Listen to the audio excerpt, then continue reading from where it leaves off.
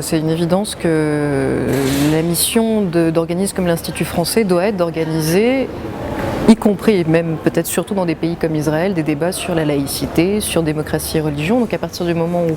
je travaille sur tous les intégrismes et sur les questions de laïcité, c'est un vrai plaisir de pouvoir venir ici en parler. Un peu chauvine, mais la meilleure illustration de la cohabitation réussie entre la religion et la démocratie, c'est la laïcité telle qu'on la vit en France, parce qu'on est arrivé à une vraie séparation, pas simplement juridique, même si c'est la base, c'est dans la Constitution que tout se joue, mais aussi à une forme de culture de la laïcité, où on oblige par exemple des gens qui ont des convictions religieuses à, s'ils veulent influencer le débat public, la vie de la cité, à l'énoncer avec des arguments qui soient des arguments d'intérêt général. Ça c'est très important, à pas invoquer un argument d'autorité religieuse pour imposer leur point de vue dans des espaces par exemple comme le Parlement. On vient d'en parler là avec notamment un rabbin qui plaide pour que l'identité juive d'Israël finalement refuse cette séparation du politique et du religieux. Je lui ai fait remarquer que ça me rappelait des discours d'islamistes tunisiens qui sont en train d'expliquer par exemple que la Tunisie a une identité musulmane et que du coup on ne peut pas séparer le politique du religieux.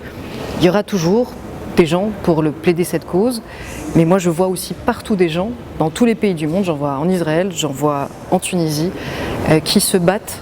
pour essayer de se battre non pas pour faire gagner ceux que l'on appelle parfois des athées parce qu'ils sont laïcs, parce que c'est deux choses complètement différentes, non pas pour faire gagner même les laïcs sur les religieux, mais pour faire gagner les laïcs sur les non-laïcs, ce qui est très différent.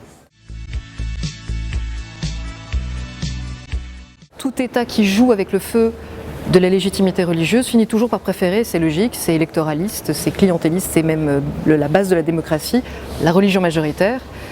Et si la religion majoritaire a des intérêts qui ne vont pas dans le sens des religions minoritaires, ce qui est là aussi souvent le cas, eh bien ce sont les minorités religieuses qui en pâtissent. Donc aux communautés religieuses comme à tout citoyen, on peut vraiment dire la même chose, cette séparation protège ceux qui ne veulent pas l'instrumentalisation du religieux dans l'intérêt du religieux et ceux qui ne veulent pas l'instrumentalisation du religieux dans l'intérêt du politique. Ce qui m'a le plus inspiré justement c'est l'imam de Drancy, évidemment parce que il est d'un courage inouï de venir, de s'expliquer, d'affronter toutes les diffamations qui vont avoir lieu sur internet. Nadia El-Fani aussi qui va perdre des amis. Et puis ils sont sur un double combat en plus, c'est ça qui est terrible, c'est-à-dire qu'ils se battent déjà contre les intégristes. Des intégristes qui refusent la liberté de penser, qu'on soit comme dans le cas de Nadia athée, qu'on soit dans le cas de Hassan Chalgoumi, croyant et même imam. Ces gens-là refusent les deux parce que dès qu'on n'est pas exactement comme eux, c'est-à-dire des opportunistes politiques de la religion à des fins liberticides,